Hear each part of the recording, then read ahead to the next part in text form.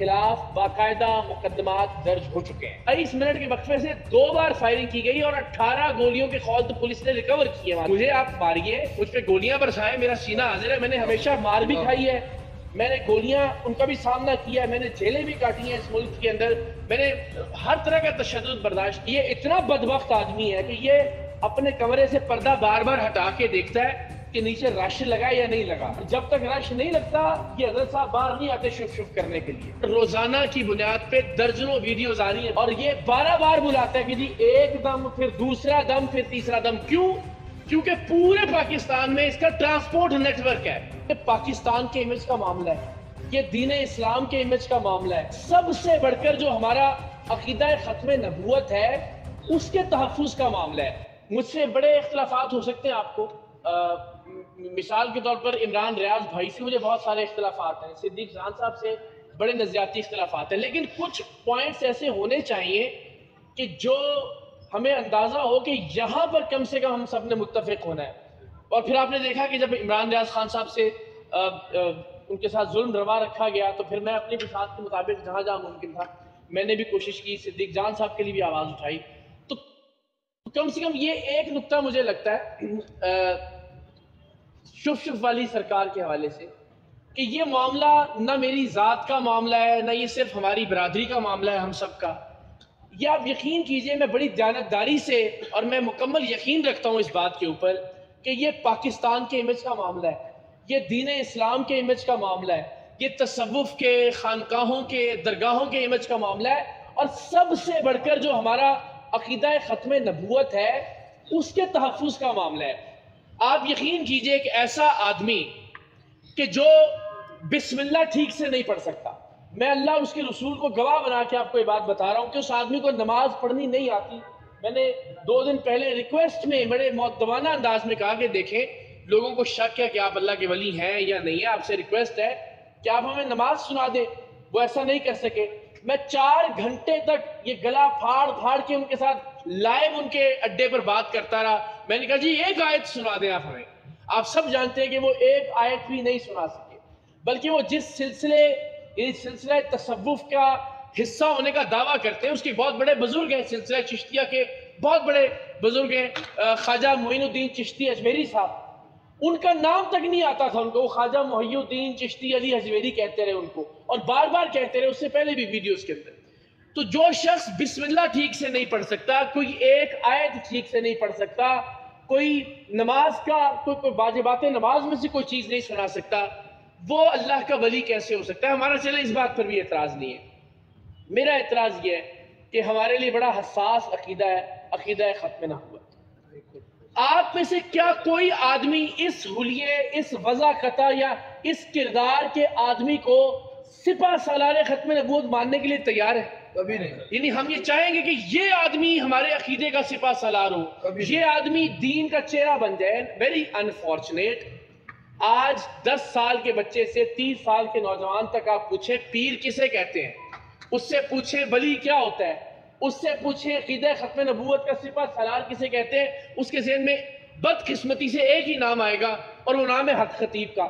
اس لیے کہ اس نے سوشل میڈیا پہ اسی کے ڈرامے دیکھے۔ اس کو لگتا ہے کہ پیر کا یا تصوف کا یا خانقاہوں یا درگاہوں کا مقصد ہی یہ ہوتا ہے یا شکل ہی یہ ہوتی ہے۔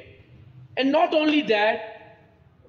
آپ تصور نہیں کر سکتے، اب جب سے ہم نے اس کو شروع کیا تو ہمیں اندازہ ہوا روزانہ کی بنیاد پہ درجنوں ویڈیوز آ رہی ہیں، بلال یہاں موجود ہے گواہ اس بات کے، جو لوگ متاثر ہیں ان کے۔ بلوچستان سے ایک کینسر کی مریضہ چلتی ہے، سندھ سے ایک 10 سال کا معذور بچہ چلتا ہے جسے یورین بیگ لگا ہوا ہے، اور وہ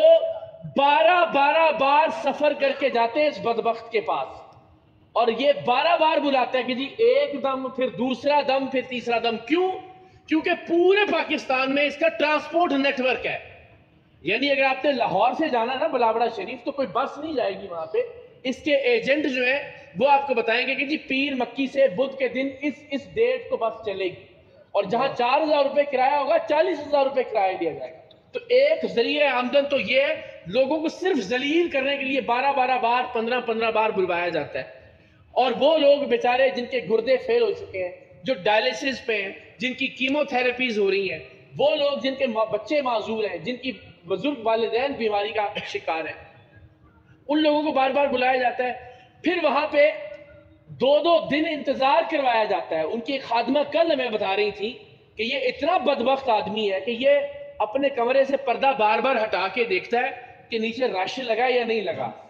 اور جب تک رش نہیں لگتا یہ حضرت صاحب باہر نہیں آتے شف شف کرنے کے لیے۔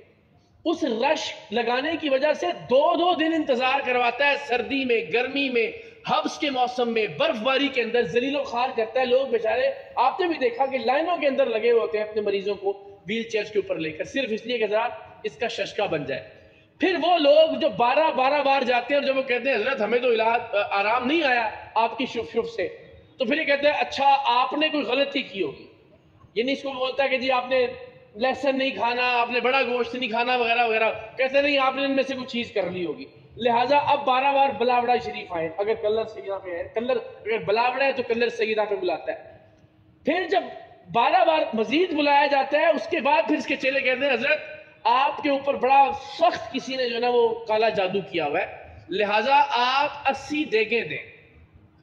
بندہ کہتا ہے جی چلے ٹھیک ہے، میں گھر بیچ کے میرا بچہ ٹھیک ہو جائے، میری ماں ٹھیک ہو جائے، میرا بھائی ٹھیک ہو جائے، میں اپنے زیور بیچ کے، اپنا گھر بار بیچ کے، اپنی زمینیں بیچ کے میں دے دیتا ہوں پیسے، میں دیتا ہوں دیگیں، بتائیں کدھر دینی ہے؟ کہتے ہیں دیگیں نہیں، پیسے میں دے دیں ہم، اس کی ریکارڈنگز موجود ہیں ہمارے پاس۔ اس طرح سے بیچارے ان مریضوں کو لوٹ لوٹ کے، جو غریب، جن کے پاس ڈاکٹر کے پاس جانے کے پیسے نہیں ہوتے، اس لیے وہ کہتے ہیں شاید ایک تھوک سے یا ایک دم سے میں آرام آ جائے، وہ بیچارے ذلیل و رسوا ہو کے اس بندے کو لاکھوں روپے دیتے ہیں، اور اس کے نتیجے میں 11 ارب روپے کی جائیداد ہے جو صرف پنجاب لینڈ ریکارڈ اتھارٹی کی ہے۔ میں اتنے سارے کیمروں کی موجودگی میں اللہ کو گواہ بنا کے آپ کو بتا رہا ہوں، پیپر ہم نے ویڈیو میں پبلش بھی کر دیے، صرف پنجاب لینڈ ریکارڈ اتھارٹی، اس میں ڈی ایچ ایز نہیں ہے،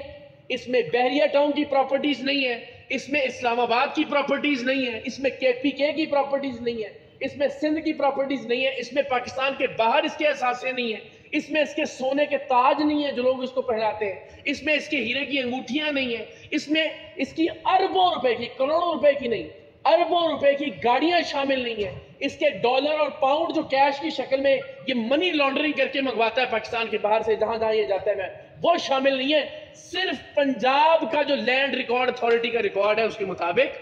1100 کروڑ کی پراپرٹیز ہیں، جسے مانا ہے، یہ ڈینائی نہیں کیا اس نے بعد میں جو انٹرویوز دیے اس نے کہا جی میرے پاس 1100 کھرب بھی ہوں تو کم ہے، آپ صرف 11 ارب کی بات کر رہے ہیں۔ اور کیا پھر بدبخت آدمی کہتا ہے میں نے ختم نبوت سینٹر کے نام پر یہ پراپرٹیز لی ہیں۔ بھائی کوئی پراپرٹی 5 سال سے آپ کے نام پر ہے، کوئی پراپرٹی 10 سال سے آپ کے نام پر ہے، اور آج تک آپ نے کوئی ختم نبوت سینٹر شروع نہیں کیا، اور ختم نبوت سینٹر کے لیے آپ اپنے نام پہ پراپرٹی لیں گے؟ کوئی ادارہ ہوگا جس کا آڈٹ ہو سکتا ہو، آپ پرسنل نام کے اوپر کیسے لے سکتے؟ تو یہ اتنی بڑی بدبختی ہے۔ ابھی میرے ساتھ میں 4-5 ٹرکش یوٹیوبر رابطے میں، ایک ٹرکش یوٹیوبر پاکستان کے لیے آئے تھے، کوئی ایجنٹ ان کو لے گیا ان کے پاس، وہ آپ آج کل میں دیکھیں گے بھی، میں ویڈیو سینڈ بھی کروں گا آپ کو، تو وہاں جا کے اس نے وہ ٹرکش کو بھی شف شف کرنا شروع کر دیا، اور اس نے اتنا نیگیٹو وہ بنایا، ہمارے یہاں پاپولر اس لیے نہیں ہوا کہ وہ ٹرکش کے اندر 1 ملین ویوز اس کے وہاں پہ ہو چکے ہوئے ہیں، اور کوئی 1.5-2 ملین کے اس کے فالوورز بھی ہیں، اس کا نام سم تھنگ علی کچھ کر کے، تو اس کا انٹرویو بھی ابھی ہم کریں گے 1-8 دن کے اندر۔ تو آپ یہ دیکھیں، آپ سب جانتے ہیں کہ گورے بھی اب وہ شف شف کر کے میمیں بنا رہے ہیں، ٹھیک ہے نا، وہ سب جو آپ کے ٹرکش یوٹیوبرز ہیں وہ بھی، تو کیا امیج ہم وہ یہ ایک آدمی دیکھے گا کہ یار ایک پاکستانی مسلمان عامل ہے یا لیڈر ہے، وہ شف شف کر رہا ہے، اور اس کے سامنے 4 لوگ ہیں جنہوں نے لمبی زبان نکالی ہوئی ہے، یا اس کے سامنے ایسے لوگ ہیں کہ جو اچھل رہے ہیں، کلا بازیاں کھا رہے ہیں۔ پاکستان کا، دین کا، اسلام کا کیا امیج ظاہر ہے؟ میری آپ سب سے ریکویسٹ ہے کہ اس ایک معاملے کے اوپر ہم سب کو اکٹھے ہو کر اپنے طور پر ایک آواز بلند کرنی چاہیے، اس لیے کہ یہ آپ یقین کریں، آپ کوئی ایک ویڈیو بھی دیکھیں گے جو اس کے متاثرہ لوگ ہیں، رات کو بعض اوقات نیند نہیں آتی کہ یار اتنا ظلم بھی کوئی انسان کر سکتا ہے۔ تو میری ریکویسٹ ہے کہ آپ لوگ پلیز اپنی اپنی کیپیسٹی میں، پروردگار آپ کو اس کی جزا دے کہ ہم لوگوں کو اس کے ظلم سے بچانے کی انشاءاللہ